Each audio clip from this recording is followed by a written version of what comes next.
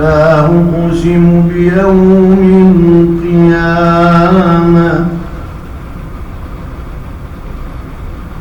ولا أقسم بالنفس اللوامة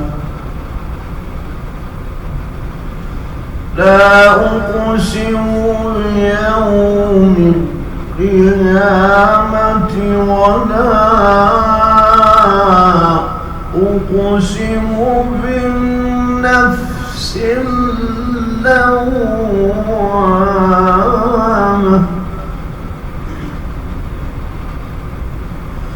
أيحسب الإنسان أن لن نجمع عظامه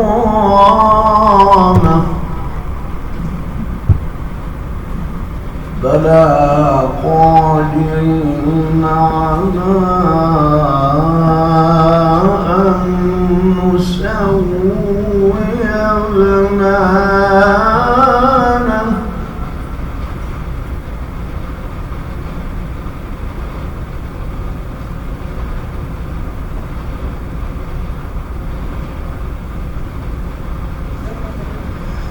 أيحسب الإنسان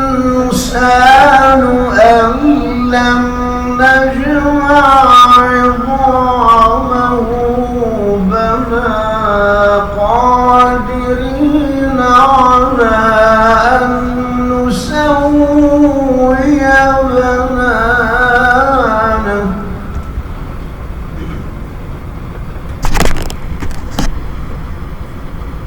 بل يريد الإنسان ليفجر أمامه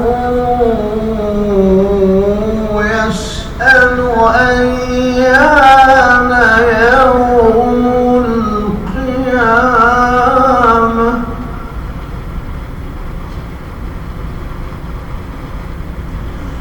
فإذا برق البصر وخسف القمر وجمع الشمس والقمر فإذا برق البصر وخسف القمر وجمع الشمس والقمر يقول الإنسان يومئذ أين المفر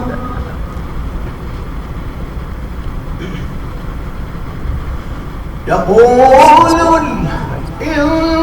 الإنسان يومئذ أين المفر كلا لا وزر إلى ربك يومئذ المستقر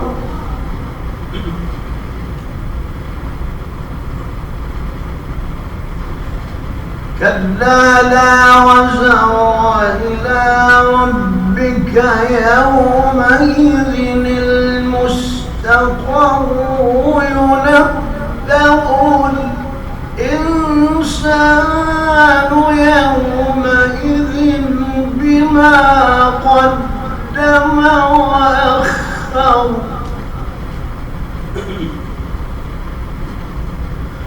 ينبأ الإنسان يومئذ بما قدم وأخر بل الإنسان على نفسه بصيرة بل الإنسان على نفسه بصيرة ولو ألقى معاذيره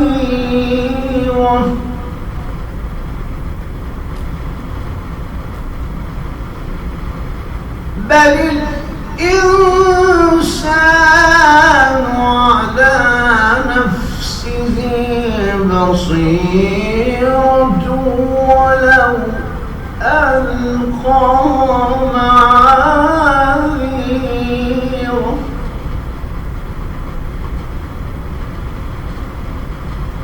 لا تحرك به لسانك لتعجل به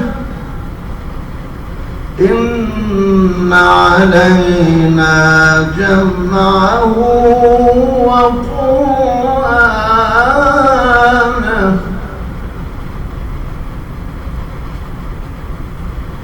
فإذا قرأناه فاتبع قرآنه ثم إن علينا بيانه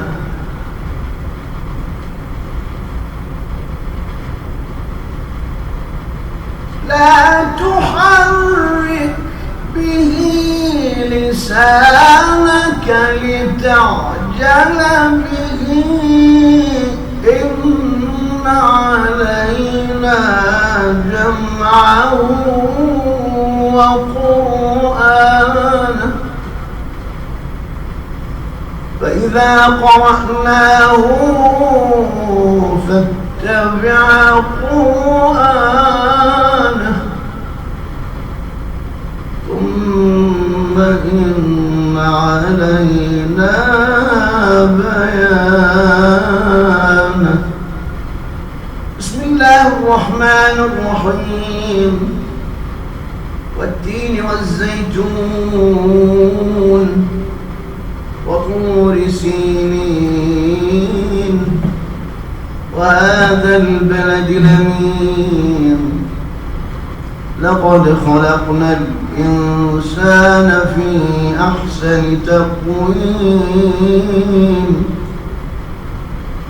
والتين والزيتون وطور سينين وهذا البلد الأمين لقد خلقنا الإنسان في أحسن تقويم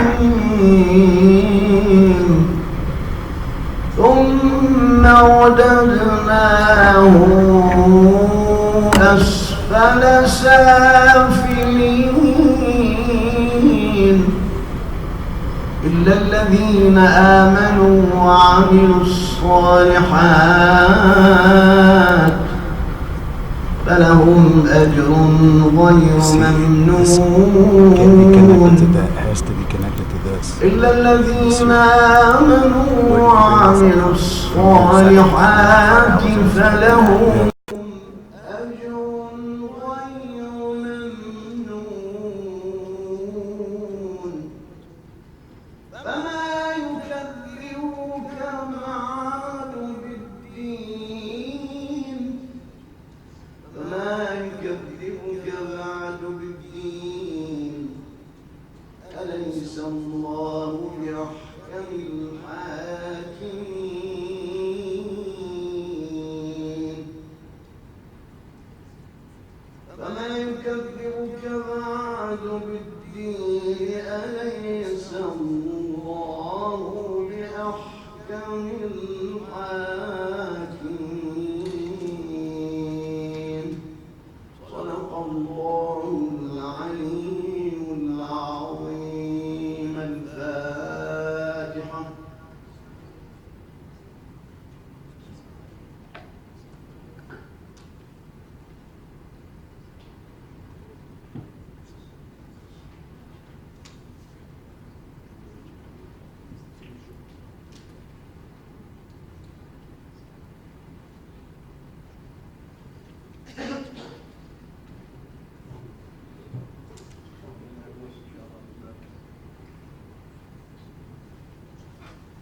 صلوا على محمد وآل محمد. اللهم صل على محمد. Assalamu alaikum, brothers and sisters. we welcome you and thank you for coming to our 7th night of our Muharram English program. First, we'd just like to thank Hajj Ali again for his great recitation, his Quran recitation. And I'm starting to notice too a lot of the same faces here. So I want to thank you guys too for always who consistently come. You know, sometimes we don't thank the crowd themselves, and you guys are all a part of the program too. So I'd like to thank you guys as well before we get to the end of all the programs. On behalf of tonight's sponsor, they asked that, or donor really, they asked that we recite Fatiha on the late Sheikh Muhammad Shibri, which I know many of you probably already know. He was the founder of the Islamic Center of America way back when, in the late 1950s, back when it was Detroit Road and Greenfield location. He's done so much for the community. We owe him a lot, so it's only fitting that one of these nights we recite Fatiha for him. So let's please recite for him.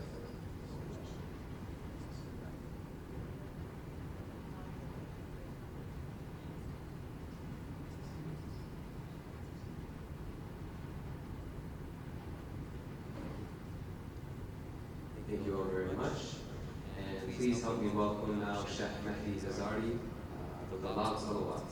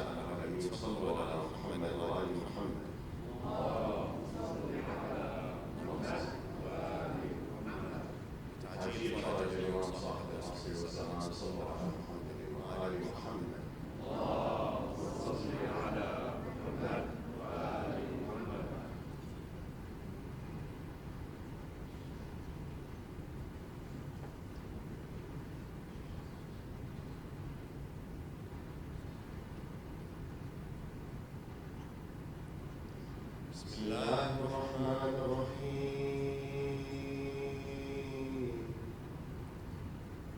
صلى الله عليك يا مولاي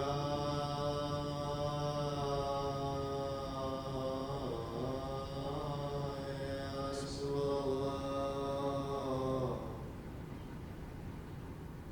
وعلى أهل بيتك المعصومين الأبرار الميامين المظلومين المضطهدين. السلام عليك يا مولاي وابن مولاي يا أبا عبد الله يا رحمة الله الواسعة ويا باب نجاة الأمة يا غريب يا مظلوم يا عطشان كربلاء. ما خاب والله من تمسك بكم وأمنا من لجأ والتجأ إليكم. يا ليتنا فيا ليتنا كنا معكم سادتي فنفوز والله فوزا عظيما.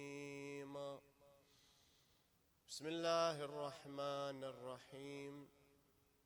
أمن يجيب المضطر إذا دعاه ويكشف السوء ويجعلكم خلفاء الأرض أإله مع الله قليلا ما تذكرون آمنا بالله صدق الله العلي العظيم. السلام عليكم جميعا ورحمة الله وبركاته. My dear brothers and sisters,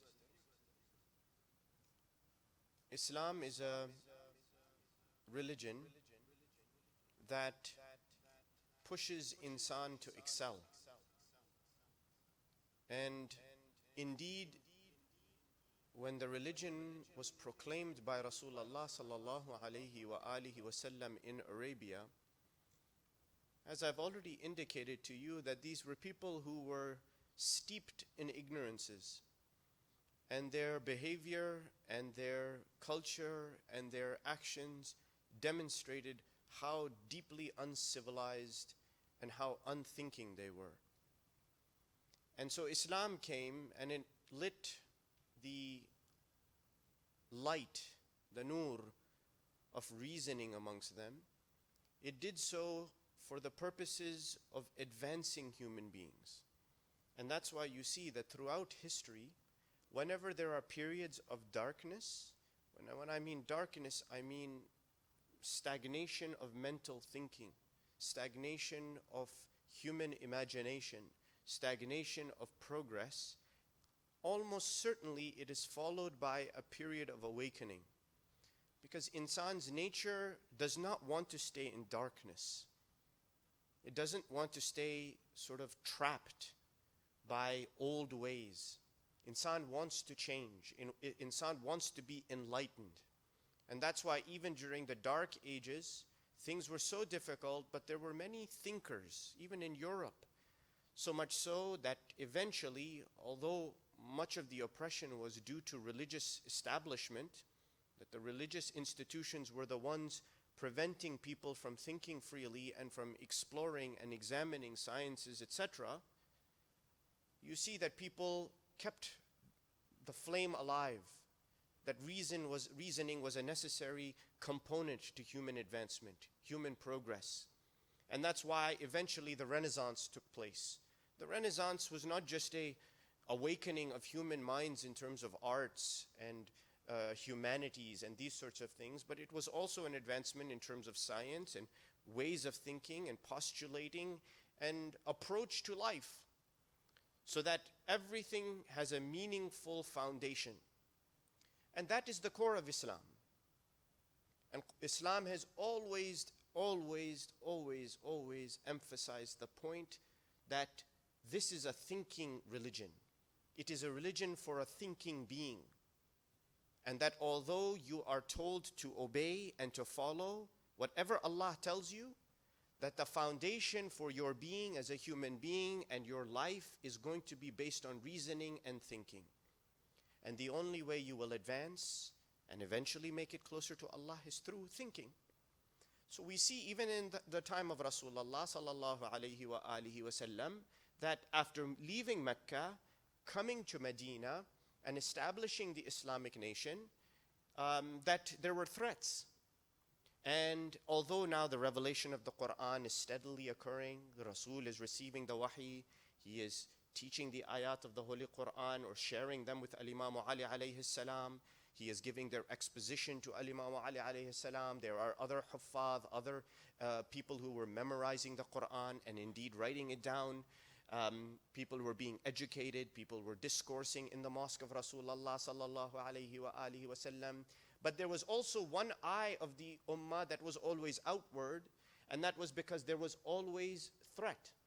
So whether from the kuffar of Quraysh or from other places, unfortunately there were regimes that wanted to attack Islam. And they saw the influence of Rasulullah and the growth of the message, and they wanted to attack. So Rasulullah would send out armies. Now, in those days, it was already known that from the moment of Battle of Badr, when people are shaheed, that وَلَا تَحْسَبَنَّ الَّذِينَ قُتِلُوا فِي سَبِيلِ اللَّهِ أَمْوَاتًا بَلْ أَحْيَاءٌ عِنْدَ رَبِّهِمْ يُرْزَقُونَ. Don't say that those people who have died in the cause of Allah, that they are dead. That in fact, they are living. And Allah has given them the status of a martyr and has entered them into Jannah. So people would remember this, believe in it with wholeheartedness, and when the time came to go out and face the enemy, they were ready to go. And they were ready to fight. And as they were ready to fight, everyone would go out. Yet Rasulullah sallallahu alayhi wa alihi wasallam did not send everybody out to fight. Not everyone was sent out to the battlefield. And the Holy Quran describes this in a very clear ayah. It says, وَمَا كَانَ الْمُؤْمِنُونَ لِيَنْفِرُوا كَافَّةً فلولا نفر منهم من كل فرقة طائفة ليتفقهوا في الدين. He says, when the mu'minun would go out to fight, they wouldn't all go. In fact, some of them would remain behind. And the purposes for them staying behind, these are able-bodied individuals who could have been fighting on the battlefront against the enemy and defending Islam, but no, they stayed in Medina. Why? لِيَتَفَقَّهُوا فِي الدِّينِ, so they can get deeply immersed in the understanding of religion. Imagine, some are sent out to fight, but some remain here in Medina so they can learn the religion, and not just learn. He didn't say لِيَتَعَلَّمُوا الدِّينِ, so they can learn deen. That's not the word used. It is لِيَتَفَقَّهُوا فِي الدِّينِ, so they can deeply immerse themselves in the understanding of the machinery of the wheels of religion. And why? لِيُنذِرُوا قَوْمَهُمْ إِذَا رَجَعُوا إِلَيْهِمْ لَعَلَّهُمْ يَحْذَرُونَ. Because these ones who are deeply understanding the religion, they have to go back to their tribes, to their people, because they may not live in Medina. Eventually they'll go back to their homes and they will teach their people and warn them about the tenets of religion to follow them properly. So these people can become aware. This ayah is the clearest proof that religion is about tafaqquh. Tafaqquh, it means I immerse myself in the study of something. I don't just study it on the surface. I go deeply, head first into it to examine what does it mean. What is my obligation to Allah? What does Allah require of me? What is my meaning as a human being? My quest in life, my relationships with people, my contracts with others, etc. All of it has deep meaning. And Islam has provided lots of guidance, complete guidance on every aspect of that. And so you see that this trend continues. In the time of Rasulullah, they knew they will turn to Rasulullah, and once Rasulullah left, then you see that unfortunately the ummah split.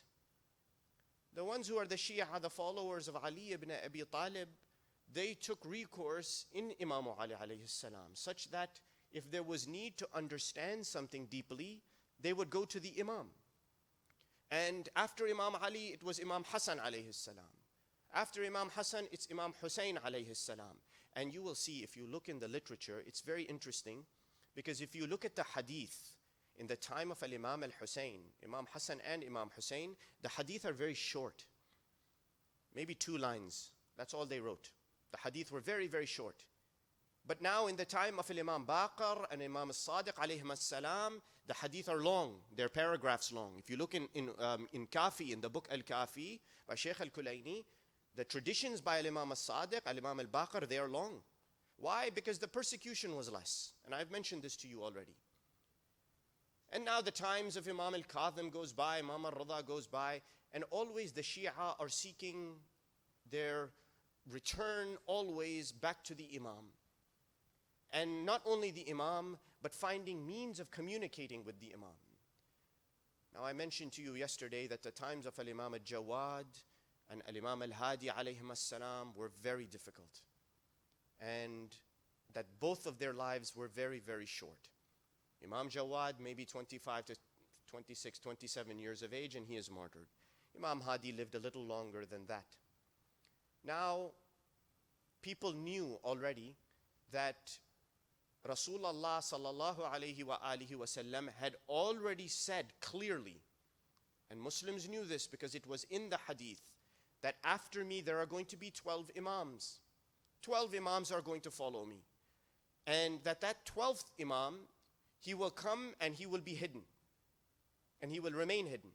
and he will be the inheritor of the earth, the successor of Rasulullah and the master of the religion on earth after Rasulullah. So they've been counting, yes? Imam Hassan is 2, Imam Hussein is 3, Imam Zain al-Abidin 4, on and on and on. You get to Imam Jawad, Imam al-Hadi alayhim as-salam, and finally you say, wow, there's only 2 Imams left. And the Abbasi Khalifs are preparing. They know. They are not ignorant of this fact. They know the Shia believe in 12 Imams. They know the 10th Imam now has been martyred, that he's been killed by the Abbasi Khalif, and that the 11th Imam has been announced. Al-Imam al-Askari alayhi salatu wassalam was with his father. I mentioned to you Imam Hadi was brought up to Baghdad and then towards Samarra. Imam al-Askari also was very young when his father was poisoned and killed. Imam Askari alayhi salam unfortunately is immediately taken and brought from Baghdad to Samarra. They say he used to be taken from Baghdad to Samarra. Samarra, again, was not a real city at that time. It used to be called Surra Man Ra'a. It was the pleasure of the eye of someone who beheld it, and now has been known as Samarra. It was not a city, it was a garrison town. It was where the troops would gather, and so the Abbasi Khalif, he moved there, a man named Mu'tamid, eventually Mu'tamid. He moved there and moved everything there because he felt unsafe anywhere else. And he surrounded himself with these Turkish troops that I told you about. They would bring in troops from Turkey, from their lands that they had occupied, and they would garrison them there in that town, in Samarra. And he would feel safe there. Now, the other thing about these Turkish troops is that, well, they were slaves. They were basically taken when they were little boys. They were forced to be Muslim, and they were made into slave soldiers, essentially, hired soldiers. These soldiers, although ostensibly they're being raised as Muslims, I ask you, what is it that they were learning about Islam, in fact? Did they learn the deep tenets of Islam, the way the Quranic ayah was saying, لِيَتَفَقَّهُ فِي الدِّينِ, so they can immerse themselves in knowledge? No, because they were considered to be just one big giant sword. They were considered to be the weapon of the Muslim nation. So they were told, just do your salat, just fulfill your basic tenets of Islam, the requirements, and that's it. Beyond that, you don't have to know anything else. Now imagine that the Muslim armies of the Abbasi Khilafat goes out into the world and conquers places, and people become Muslim because of it, but with this philosophy, that just say, La ilaha illallah Muhammadan Rasulullah, you are Muslim, learn the basic tenets, and that's it. And yes, there was some spreading of knowledge, there was some discourse, there was some reasoning, but oftentimes people entered the religion without understanding anything. Now, why is that bad? Because the Holy Quran describes that the more deep your knowledge is of Allah, the tenets of religion, the more strongly you will hold on. You will not be on the edge, teetering on the edge. And the ayah of the Holy Quran, it says, وَمِنَ النَّاسِ مَن يَعْبُدُ اللَّهَ عَلَى حَرْفٍ فَإِنْ أَصَابَهُ خَيْرٌ اطْمَأَنَّ بِهِ. There are some people who worship Allah on one letter, essentially, meaning on the edge. On the edge, they're worshiping Allah. And not only just worshiping Allah, if their lives are good, good things happen in their life, they are satisfied, they are content. وَإِنْ أَصَابَتْهُ فِتْنَةٌ انْقَلَبَ عَلَى وَجْهِهِ خَسِرَ الدُّنْيَا وَالْآخِرَةِ. However, if this person who is teetering on the edge, some fitna comes, some trial comes upon him or her, what happens to them? They fall flat on their faces. They lose sight of who they are. They have nothing to hold on to, no deep faith, no deeply grounded faith or knowledge to hold on to, they fall. And unfortunately, many of the Muslims at that time were like that. So now, Al-Imam al-Askari has been thrown into prison, unfortunately. And not only has he been thrown into prison, but he has to continue to communicate with the Shia who are out there. Because now the Shia also know that this is the 11th Imam. And very soon, he will pass, and the 12th Imam will come, and it is known that the 12th Imam will be in Ghaiba. It is already known. It has already been told that it is happening. So the Shia are preparing. So Imam al-Askari has to not only teach them, but has to remind them that from now on, your contact with the Imam face to face or in real time will start to decrease until it stops altogether. My dear brothers and sisters, we sit in that time today. But what does that tell me? That tells me that yes, although I am dependent on my guidance for that Imam who is the instrument of Allah, who brings guidance, whose hand stays over me and protects me, no doubt. But it means that because that Imam is not in front of me to physically ask him what I should do, I have to immerse myself in religion. And I have to learn. And I have to become stronger in what I know. Why?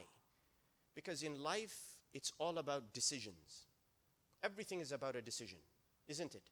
Life is a decision after a decision. You literally go from one decision to the next, one decision to the next. You finish one decision, you jump to the next decision. And unfortunately, the first decision you make sometimes changes what you do in the second decision. Or a series of decisions you make change the course of your life such that the circumstances become difficult for you or your life becomes tight. It is like that. It is one decision to the next. And unfortunately, we are not good about making decisions because we either don't do so in the right manner or we don't have all the understanding, particularly about the rules of our religion. Now, Al-Imam Al-Askari, he not only is in the prison, he was kept under house arrest all the time, and with a severe guard, they would keep him in this prison. And the Abbasi Khalif, he brought two jailers. He said, he brought one jailer. He said, assign some men to look after Al-Hasan ibn Ali and tell them to be coarse and hard on him, severe with him. Treat him very badly. So the jailer takes two men, and it is described these two men are the coarsest and the meanest human beings you can imagine. They are known to be severe in their treatment of their prisoners. And he sends them. And a month goes by, time goes by, and nothing.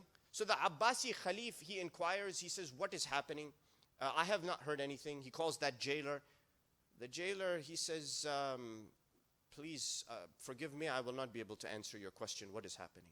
He says, it is best you ask those two men who I assigned on top of Al-Hasan ibn Ali. They call them, those two jailers, they come in front of the Abbasi Khalif. He asks, he says, you were told to be cruel with Al-Hasan ibn Ali, to persecute him, tyrannize him, sit on top of his head, torture him as much as possible. What has happened? They said, you gave us these instructions, but what can we say about a man who fasts all day and prays all night? He fasts all day and prays all night in that prison, and never a word of complaint comes out of his mouth. And they say that we feel that when he looks at us, that he's holding our nafs in his hands. He's got so much discernment. He holds our nafs in his hands. This is the nur of Allah, the strength and the wisdom of Allah. You know, some people have that discerning feeling, that wisdom inside of them, that purity inside, that you talk to them, you feel like they can see right through you. They can see you through, top to bottom. Now imagine that is imamat, what that must be like. So they say, what can we do? How are we going to torture this man? How are we going to persecute him and make his life difficult in prison when all he is doing is salat? There's nothing he's doing. He's not kicking, he's not screaming, he's not calling out or cursing anybody. All he is doing is sawm in the day, fasting in the day, praying at night, and not saying one word to anybody. So the Abbasi Khalif couldn't do anything. He said, okay, leave him be. Now they say, at least they would open the doors a little bit so that people could communicate with the Imam. And they would send him letters. And the people would continue to send him letters because they knew he's leaving. Now some of those letters came by way of the four Safir, the four deputies of Al-Imam al-Mahdi, and previous to him his father, and previous to him his father, Al-Imam al-Hadi. These four were the trusted sort of connection to Imam. And we will talk about them tomorrow night, inshallah. These people brought the letters of the community to Al-Imam al-Askari alayhi salam, and Imam would look at the letters and he will answer questions. Interesting questions would come. One question came that there is a man, Yabna Rasulillah, we don't know what to do. He is dying, and he's got sons and daughters. He's got sons and one daughter. And he is asking Yabna Rasulillah that once he dies, the inheritance is split. 2/3 for the boys, 1/3 for the girl. And he wants to know if he can give more to the girl. What is he going to do? The daughter, he wants to give her more. Boys are getting 2/3. She's getting 1/3. Imam writes back. He says, yes, he can write a wasiyah. The 1/3 that is his right to bequeath however he wants, he can give it all to her. That is his right. So the whole of his estate, whatever that amount is, 1/3 of it is his right. To say, I want it to go to these poor, I want it to go to my daughter, I want it to go to my brother, it's his choice. The other 2/3, the laws of inheritance apply to that. So Imam instructs them that you can do so. He is asked another question, that there is a man who wants to sell a piece of land. These are real life questions that are coming to Imam. He says, there is a village outside of Samarra. One of your followers, he owns a piece of land inside the village. However, the problem, Yabna Rasulillah, is that he agreed to sell it to somebody, but because he was traveling and was in a rush, he basically only told the buyer, the potential buyer, that it's here in the area of the village, not specifying. So now the buyer is saying, well, we don't know how much it is, I'll take the whole village. I'll get the whole village, because that's what the man said. The man said this whole area, when really he only owns a small piece inside of it. So now, what do we do? Does the buyer own the whole village? How is that possible? When the man didn't specify, Imam explains. He says it doesn't matter what the seller said or didn't say. What is the fact on the ground? If the fact on the ground is that he only owned one little portion, and that portion is his property, then that is what is sold to the buyer. Doesn't matter what the buyer says, and doesn't matter what the seller has claimed. The truth of the matter is that you know this is how much. Another question comes to Al-Imam Al-Askari, that Yabna Rasulillah, there is a woman in our community, one of the Shi'i communities nearby, that her husband has divorced her. He's divorced her. She is in her iddah. She is in the period where she is not divorced, but she has to wait 3 cycles until she is finally divorced. Until those 3 cycles are finished, she is still his wife, and he is obliged, and she is obliged to fulfill the requirements of the relationship of husband and wife. However, Ya Imam Askari, this poor woman, the husband is basically acting towards her like she's already divorced, even though she is still technically his wife. 3 cycles have not gone. He is not feeding her, he's not giving her food, he's not clothing her, he is not fulfilling. So what is she doing? She is going out in the middle of the night when everyone is asleep, and she's earning money for herself because he's not feeding her. What should she do? Al-Imam Al-Askari answers back. And always Al-Imam Al-Askari, when he answered, he'd write, and you knew it was from him because he had the tawqi', the signature on it, a stamp of sorts that let them know this is authentic, coming from Imam. So he answered, he says, if indeed this husband is not feeding her, not maintaining her, and fulfilling his spousal obligation upon her, then he has committed a sin, and he should be reprimanded. And if she is indeed going out in the middle of the night to earn halal for herself, then that is good, and it is allowed for her to do so. Now imagine, this we're talking about in the time of Al-Imam Al-Askari. We're not talking about today, when women normally work, it's accepted. We are talking about a time in Arabia when women maybe didn't always work. But look at how Imam is educating and teaching deep understanding of religion, deep understanding of what we have in front of us. And that is tough, because he's doing it from a prison cell, my dear brothers and sisters. He's doing it with them watching him like a hawk. And he's doing it to try to teach us that eventually imamat will disappear from in front of your eyes. Be prepared. Be prepared. And learn to immerse yourself in deep understanding of religion. Why? Because it changes how you decide the factors of your life. So let me tell you a little bit about how we decide. I don't know how many of you have heard of something called executive function. Go look it up. It is a concept. It's common sense, and you will understand when I explain it to you. Executive function is essentially insan developing knowledge or acquiring knowledge, getting information, and acting on that information in a deliberate manner. Very simple, all right? I am craving a donut, so I know I can go across the street to Tim Hortons, which is my favorite Canadian donut place, and get myself a maple donut. I know that in my head, right? You guys being from Michigan, I don't know, you like donuts? I'm sure you like donuts. Whatever, kanafa, whatever suits you.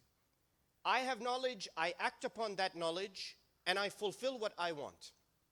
That executive function is different from something that is done blindly, without thinking. Let me give you an example of that.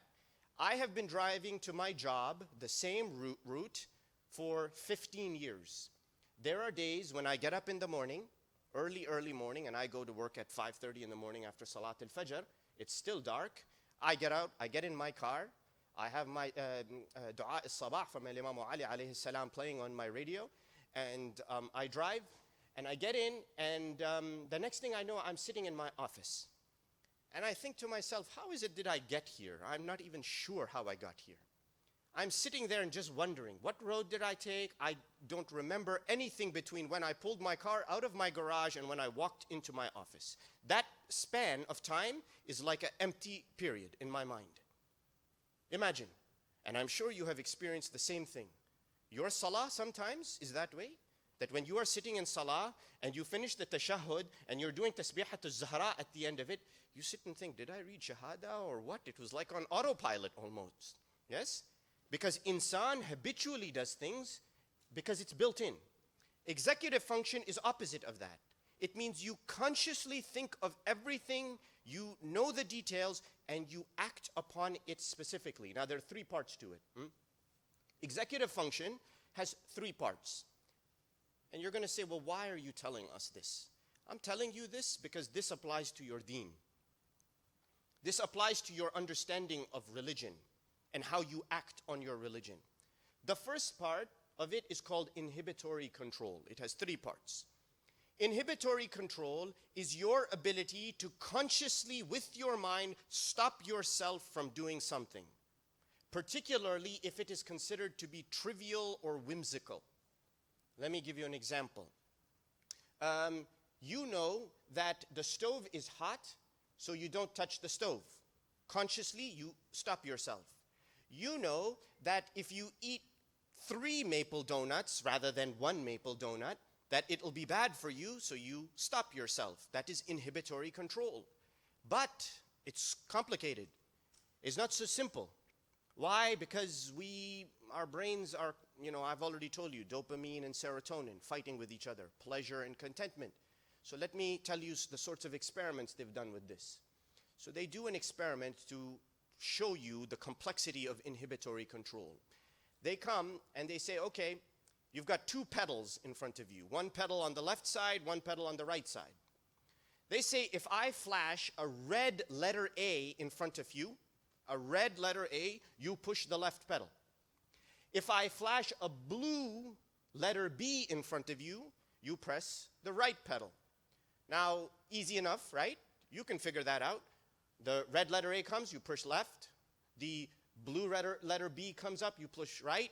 They put another blue letter B, you push right. You put another blue letter B, you push right. You put a red letter A, you push left. Now, what if they put a red letter B? Suddenly, they throw in a red letter B instead of the blue one. Now, what do? You see a B, you want to push right. You see red, you want to push left. Suddenly, you're confused. Your brain is confused. You don't know which one to do. And some people push left, some people push right. It just depends on what your brain is like, right? So you can see the complexity of how we control ourselves. That with the amount of stimuli that comes in, the amount of information that is flooding your brain, you don't know which one to do. And that's why Allah, again, emphasizes, at-tafaqquh fi-d-din. Learn deeply what is right and what is not right. Al-Imam al-Askari, when one of the companions sent him a letter, he wrote this letter saying, Yabna Rasulillah, you are in prison, but the Shia, your followers, they are confused. We have fitna amongst us. There are some Shia that are following someone else.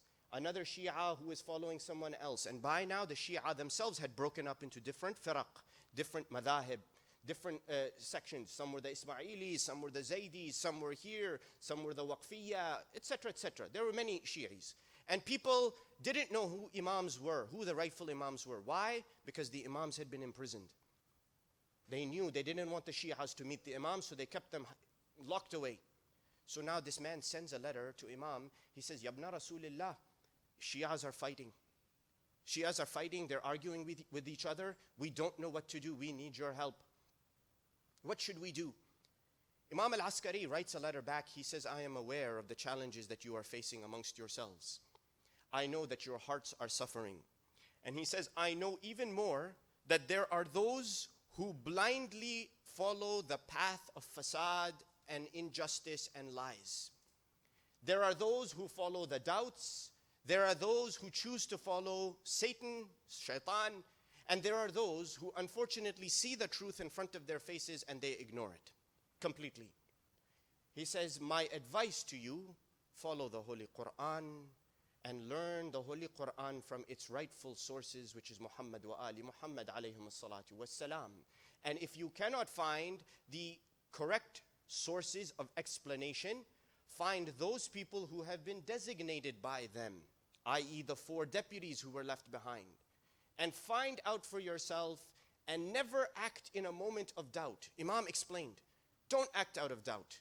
Find the knowledge, seek it deeply in the religion, and then act upon it. If you do not know, do not act out of doubt. Do not act out of doubt. My dear brothers and sisters, Imamat was pointing to this. So now I have told you, you have inhibitory control as the first part of executive function. The other thing is called working memory. Working memory is a little simple. It means that you have information in your brain that is floating around. You have to put it together like a puzzle. All right? You get some information, you collected it, but you have to apply it, so that means you have to put it together somehow. Let me give you an example. Somebody comes to you and you ask them, look, I need to get to Tim Hortons. It's always going to be Tim Hortons tonight, okay? We're stuck on Tim Hortons. I need to get to Tim Hortons. They'll say, okay, go left on Schaefer, turn right on Michigan. I don't know, I'm probably taking you to like Canada somewhere. It's an example, it's just an example. Turn right here, go left there. You'll see this BP station, gas station there, and the Sonny's Barbecue across the street, although I don't think you have Sonny's Barbecue. That's a North Carolina thing. Probably can't eat that anyways because Southern barbecue is all pork. So, khalas. Bad example.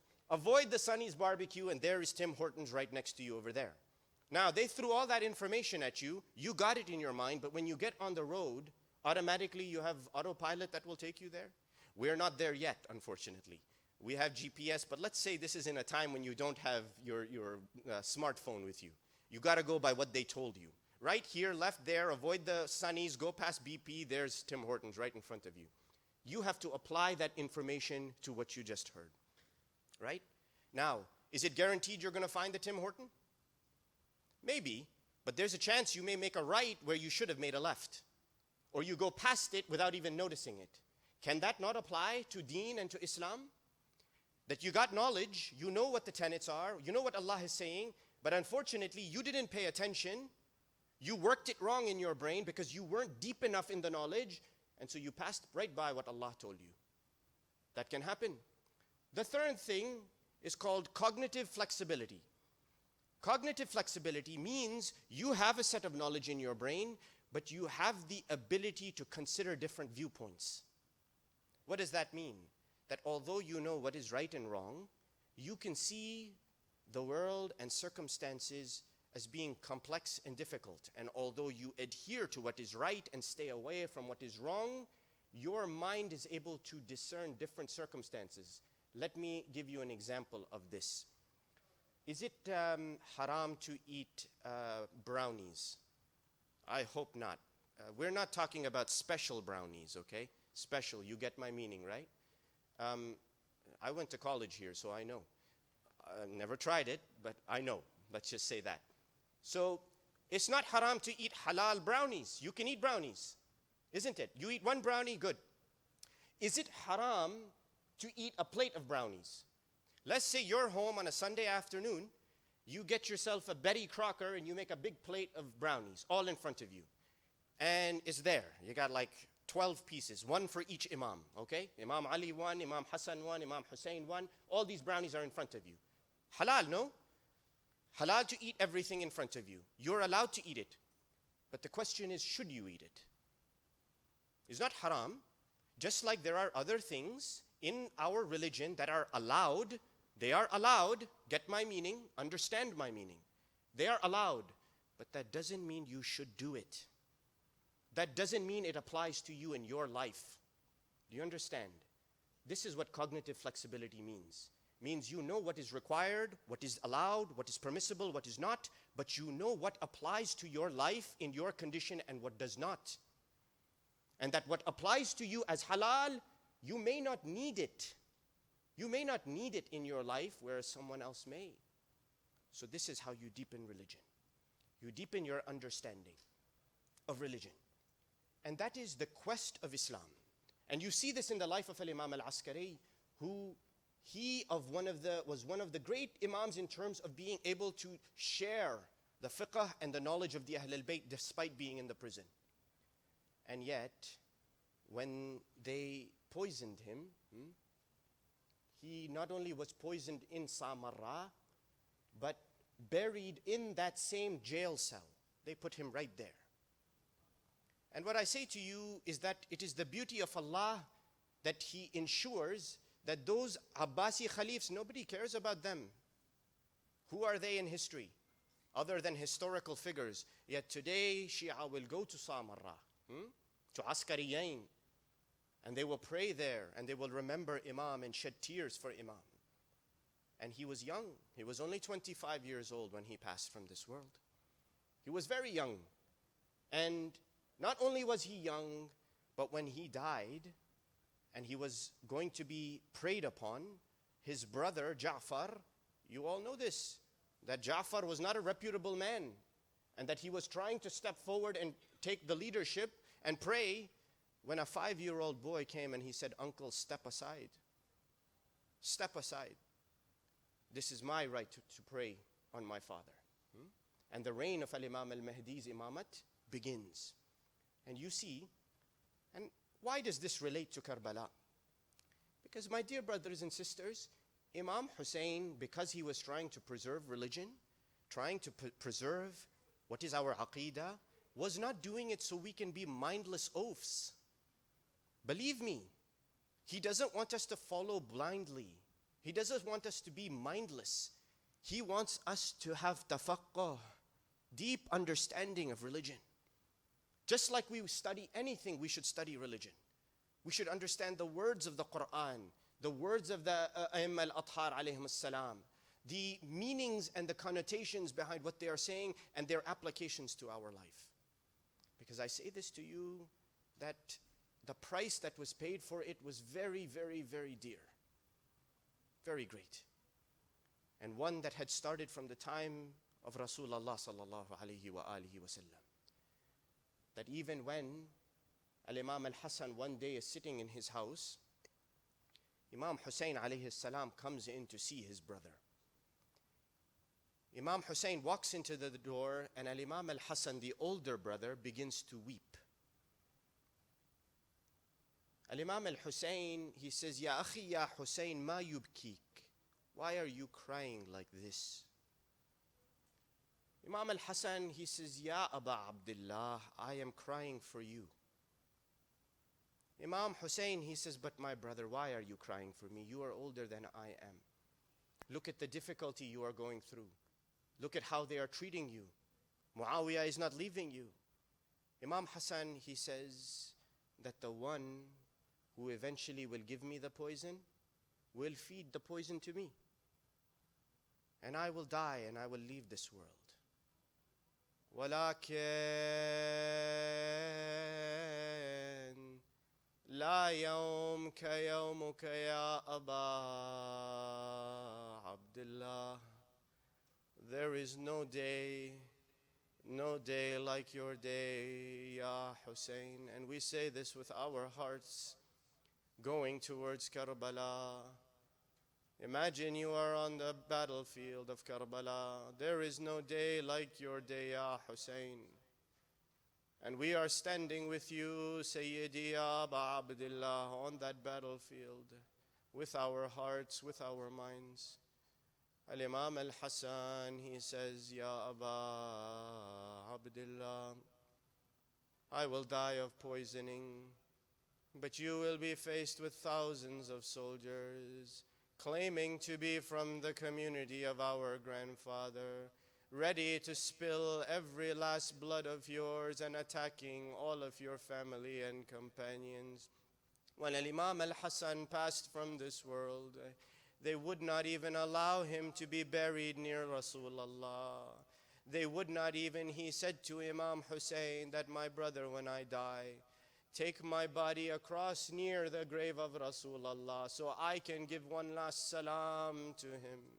When Imam Hussein carried the body of Al-Hassan, they blocked the road, they blocked the way and would not let him go. This is the grandson of Rasulullah, and they will not allow the body to come forward. They say that that example of Al-Imam Al-Hassan was in Karbala. Al-Imam Al-Hussein, all of the young of Bani Hashim are preparing to go out to the battlefield. One young boy, he is very small. It is described in the history that he rides on the horse, races out to the battlefield. He is very, very small. He is going to fight the enemy soldiers lifting his sword. The enemy starts to scoff and mock at him. They fire an arrow towards him. They say the boy avoids the arrow, but he begins to dust off his face. He puts his hand on his face to wipe off some dust. The arrow again is fired at him. It goes through the palm of his hand and lodges inside the mouth of Abdullah ibn Muslim ibn Aqil. This is the son of Muslim ibn Aqil and Ruqayya bint Ali. He is the nephew of Al-Imam Al-Hussein. The arrow is lodged through his hand into his mouth. He stops in the middle of the battlefield, motionless, only trying to remove and free his hand from his cheek, pulling on the arrow to remove it. The enemy soldiers see the preoccupied boy and they surround him from every side. وَضَرَبُوهُ بِأَسْيَافِهِمْ. They struck him with their swords and he fell from the horse, crying out, Assalamu alayka ya Amma. He left this world and now Al-Hussein had to carry the body back. Now another young boy, he comes to Al-Imam Al-Hussein. He says, Ya Amma ata'dhan li. My uncle, give me permission. Let me go out to the battlefield. Let me defend you. Al-Imam Al-Hussein, he tells him no, tells him to go away. Again, this young boy, he comes forward. He says again after some time that my uncle, give me permission. Al-Imam Al-Hussein, he says, Ya Bunayya Qasim. This is the son of his brother Al-Hassan. Imam Hussein feels that now he is the one responsible for his brother's son. How can he send him to the battlefield and face the certain death? He says to him, Ya Bunayya Qasim, kayfa tara al-maut. How do you see death, O Qasim? Qasim, he says, Innahu ahla ilayya min al-asal. It is sweeter to me, death is sweeter to me than the taste of the honey. Al-Imam Al-Hassan, he could not take it. Hearing these words, اعتنق القاسم ابن الحسن. He hugged him. وبدأ يقبله. He began to kiss him. وبدأ يبكي أبا عبد الله. He began to cry profusely. He still didn't give permission to him. فأخذ قاسم يقبل يدي أبي عبد الله الحسين. Qasim began to kiss the hands of Imam al-Hussein, begging him to let him go to the battlefield. Kept kissing the hands of al-Hussein. Finally, al-Hussein agrees and takes Qasim ibn al-Hassan, places him on the horse, sends him to the battlefield. Qasim ibn al-Hassan faces the enemy, telling them that if you don't know who I am, فَأَنَا نَجْلُ الْحَسَنِ, I am that shining, that beacon, that mark of my father Al-Hasan ibn Ali. I have come out to meet my enemy. I am the defender of my uncle Al-Hussein. They say they begin to attack Al-Hasan's son Al-Qasim. In the middle of the battle, they say that the strap on his sandal breaks. He stops in the middle of the battlefield, inattentive to the enemy soldiers, and begins to fix that sandal. The enemy soldiers see that Qasim is fixing the sandal. One of them says to the other, I am going to strike this boy on the head. He pulls his sword and attacks Al-Qasim ibn al-Hasan, striking at him. Qasim falls to the ground, calls out, he says, Assalamu alayka ya amma. My uncle, my salam upon you. Adrikni, adrikni. Come to my help, my uncle. Imam Hussein hears the call of Qasim, gets on top of his horse, starts to ride out like a furious lion into the battlefield, going towards where the sound of Qasim came from. The enemy soldiers who were surrounding Qasim, they suddenly see Al-Hussein coming with such ferocity, coming like an angry lion. They become afraid. They begin to scatter. They begin to run away. Cowards that they are. They say the stamping from the horse's feet on the grounds of Karbala made the dust rise up into the sky. The dust is flying everywhere. Imam Hussein arrives at the place where he heard the sound of Qasim's voice, but there is too much dust in the air. He cannot see the body of Qasim. He says to him, Ya Qasim, قد أتيتك يا بني ارفع صوتك. I am here, Qasim. Lift your voice, raise your voice and tell me where you are. Your uncle has come. Finally, the dust begins to settle. Imam Hussein, he sees the body of Qasim from the stamping of the horses of the enemy soldiers. The body has been broken into pieces. The leg has been broken from the body. The arm has been snapped from the body. And Imam al-Hussein falls on the body of Qasim ibn al-Hasan. How is he going to pick up this body? They say he wraps the body in his robe, carries it on his chest. Ya Allah, Ya Hussein, what your heart must have been. What your heart must have been, Ya Hussein. He carries the body of Qasim, brings it back to the tent. They say he leaves it right next to the body of Ali and al-Akbar. He sits between the body of Ali and al-Akbar and Qasim.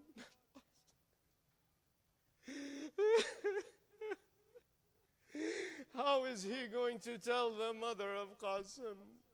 How is he going to inform her that the body not only dead but has been broken to pieces? وَسَيَعْلَمَ الَّذِينَ ظَلَمُوا عَلَى مُحَمَّدٍ أَيَّ مُنْقَلِبٍ وَالْعَاقِبَةُ لِلْمُتَّقِينَ. إنا لله وإنا إليه راجعون. باسمك العظيم الأعظم الأعز الأجل الأكرم يا الله. اللهم إنا نسألك وندعوك ونقسم عليك بحق الزهراء وأبيها وبعلها وبنيها والسر المستودع فيها، لعن الله ظالميها. اللهم شافي كل مريض، اللهم رد كل غريب، اللهم فك كل أسير، اللهم غير سوء حالنا بحسن حالك يا كريم.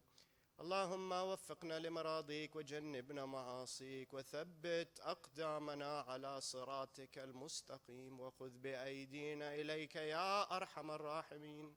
وفرج عنا يا الله فرجا عاجلا قريبا كلمح البصر هو أقرب من ذلك. وافرغ علينا صبرا وتوفنا مسلمين. والصلاة والسلام على سيدنا محمد وآله الطيبين الطاهرين.